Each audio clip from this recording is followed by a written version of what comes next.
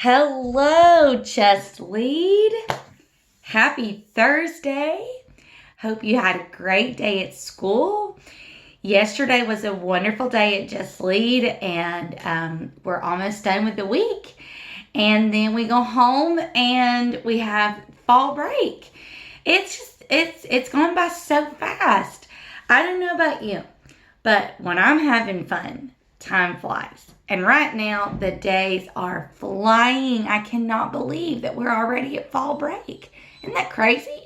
And then after that, we're going to be getting into Thanksgiving break and then Christmas break. And the year will be halfway over. That is nuts to me. Well, you know why I think it's going by so fast is because we're having fun together as a group. You guys are an awesome group of boys and girls. And every day, it just makes the day go by like this. Boom, for me. So, thank you guys for being so awesome. All right, now, we are going to go into our story about Mr. Gideon here. Remember that Gideon is the man that we're talking about, and his story comes from Judges. See in my Bible? Judges chapter 6. There we go. Zoom in there so you can see. Judges chapter 6. See, there's Gideon on the top of the number 6. So that's where that story is coming from. And remember that Gideon was quite afraid when God told him to go and to lead an army and defeat the Midianites. Well, remember that we're learning that the way that we see things and the way that God sees things sometimes are different. And he always sees things more clearly than we do. Well, there's a verse in the Bible about how we should keep our eyes on Jesus. So listen to it. We must keep our eyes on Jesus, who leads us and makes our faith complete. He endured the shame of being nailed to a cross because he knew that later on he would be glad that he did. Now he is seated at the right side of God's throne. So this says to keep our eyes on Jesus. Say that with me. Keep our eyes on Jesus. Okay, here's why. All right, let's play a little game here. You guys ready for a game? Here we go. Okay, I need you to do everything that I do. Okay, you ready?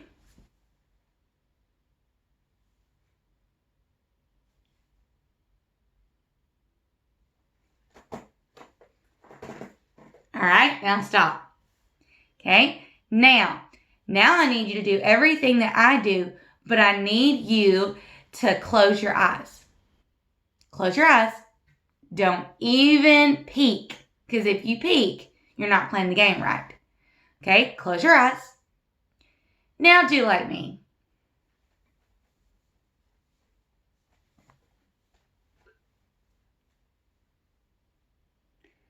You're not doing like me. Do like me.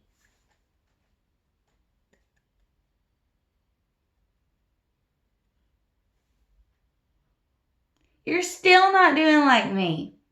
Do you want to know why? Now, those of you who kept your eyes open, you didn't play the game right. So I'm not talking about you. But those of you who did play the game right, you know why that you couldn't do like me? Because you had your eyes closed. You didn't open your eyes. You didn't keep your eyes on me. Well, it's like Jesus. We have to stay focused on Jesus so that we are doing the right things in life. Jesus will help us do the right things in life. But if we're not looking at Jesus, if we're looking over here, we're looking over there. Now, let's talk about that for a second. What does it mean to keep our eyes on Jesus? Does it mean that we need a picture of Jesus and we need to look at this picture all the time? No, that's not what that means. What it means is that, see, the way that we keep our eyes on Jesus is through the Bible, okay? We all have the Bible. And we read this Bible and we see the words that it says. And when it says what we are supposed to do, then we follow it. That's us keeping our eyes on Jesus. Because let's say we open our Bibles and it tells us, do unto others as you would have them do unto you. Oh, you know that verse, don't you? But then we don't do that. We're not keeping our eyes on Jesus. And then what happens after that? If you don't do unto others as you would have them do unto you, usually what does it turn into? A fight. Usually. Where you get in trouble for doing something mean to someone. And that's no fun. Well, guess what? Oh my goodness. Jesus knows that if we don't follow his word, then we're going to end up in trouble. And our life is going to feel like it's going nuts. So we have to keep our eyes on Jesus. We have to read these words and do exactly what it says.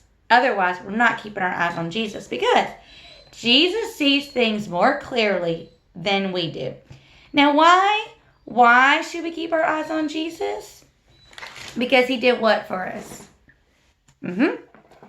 He died on the cross. So we have to keep our eyes on Jesus. Remember that.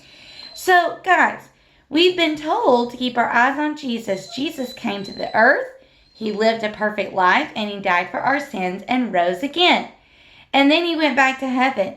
He did all this because he loves us and wanted to save us. So when we keep our eyes on him, then we can have an incredible life that honors God. So, guys, we're going to be talking more about that tomorrow. So just remember, repeat after me. Focus my eyes on Jesus. Then keep my eyes on Jesus. Very good. All right, guys. We'll talk more about that tomorrow. Now, let's do our memory verse. Okay, let's do our memory verse here. Now, we started this yesterday, so let's do more of it today. So I'll just read it with you, and then I'll do more motions with you. Make your light shine so that others will see good that you do and will praise your Father in heaven. Matthew chapter 5, verse 16. Oh, we already did all the motions, so you got to follow along. So this time, put down your snack. Try your best to follow along with me. Here we go. Make your light shine so that others will see good that you do and will praise your Father in heaven. Matthew chapter 5, verse 16. Okay? Remember, we're doing Matthew chapter 5, holding up a 5, and then a 1, and then a 6 for 16. 1, 6. Okay? All right, so let's try it again. Make your light shine so that others will see good that you do and will praise your Father in heaven. Matthew chapter 5, verse 16. All right, guys. Very good.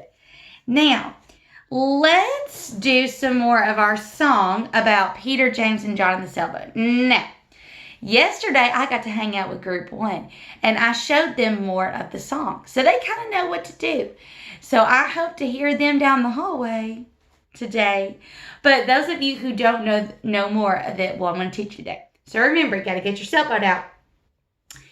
Peter, James, and John in the sailboat. Peter, James, and John in the sailboat.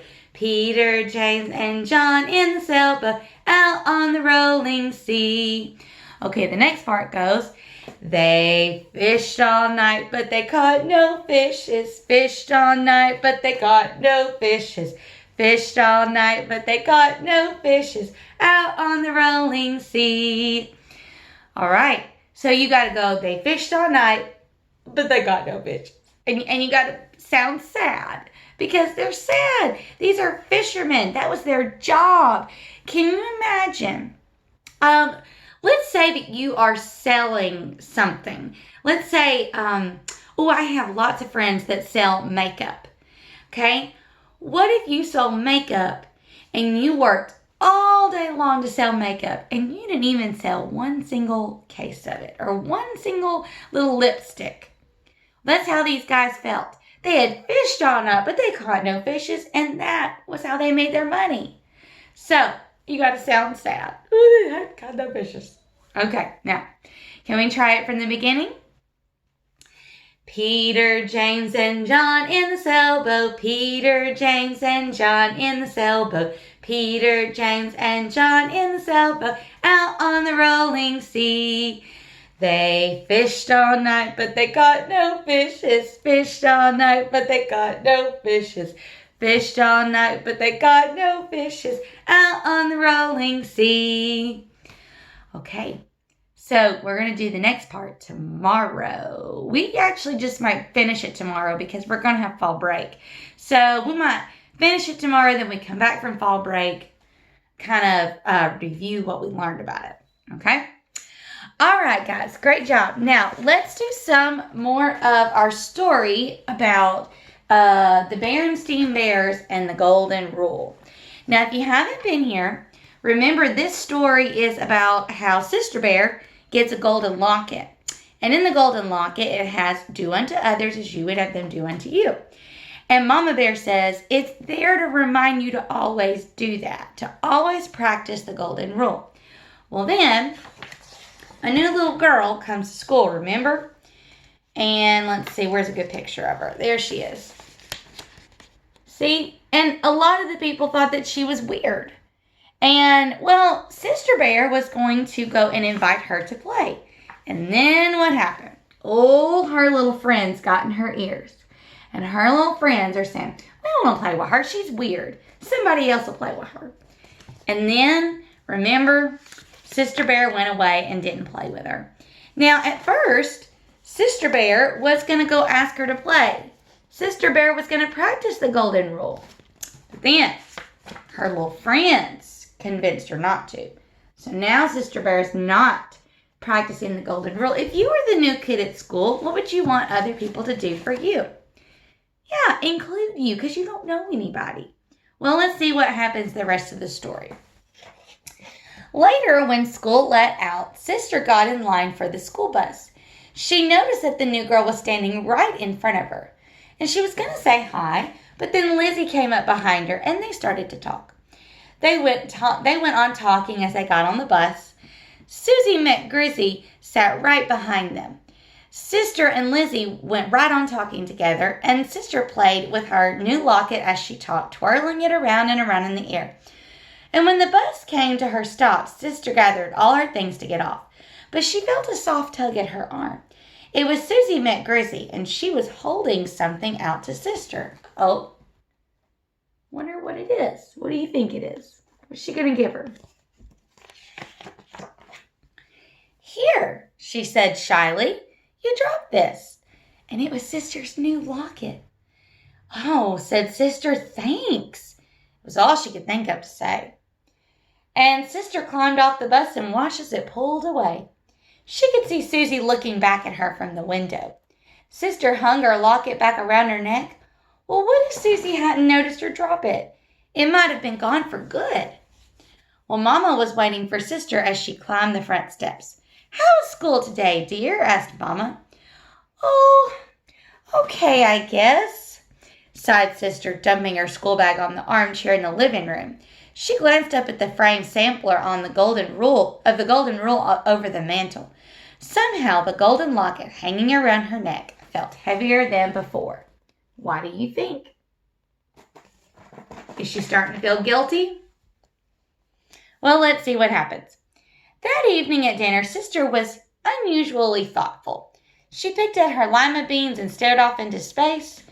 A penny for your thoughts, said Papa as he fed Honey Bear. Huh? Said Sister, looking up. Oh, I was just thinking about that golden rule inside my locket, she explained. I really don't get it. What's it supposed to mean? Well, said Mama, let me give you an example. Do you remember the trouble that you had when Queenie first moved to town? Sister perked up and paid attention. She remembered it all too well. Do you remember how Queenie started in an in crowd but kept you out and made fun of your clothes and hair and bow? Mama asked. Do you remember how badly you felt? Boy, did she ever. Sister started to think about how she felt so hurt, and her lower lip began to quiver, and a tear came out of her eye. All the golden rule is saying, Papa continued, is that you shouldn't turn around and do that same sort of thing to someone else. He paused to scrape some mashed potatoes off Honey's chin. You should always treat other people the way you would like to be treated yourself.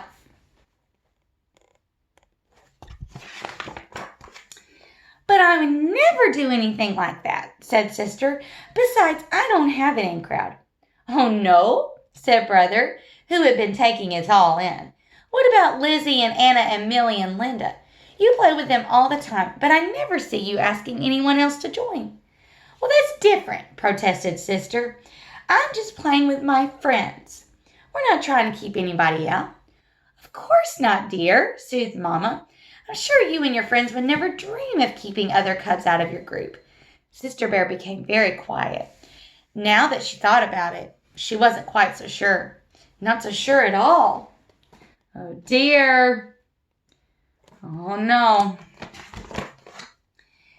The next day at recess, as soon as Sister came outside, she looked around the playground for Susie McGrizzy.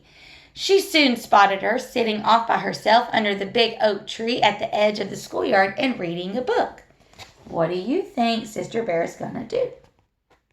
See, there's that new little girl. Wonder what Sister Bear is going to do. See, she sees her. Well, we're going to find out tomorrow. All right, guys. Now, remember, we're not doing the rules this week because we've been reading the Berenstain Bears and the Golden Rule, so we'll stop right there. But I want you to remember to have a great day, and remember that I love you, we love you, and God loves you. All right, guys. See you later.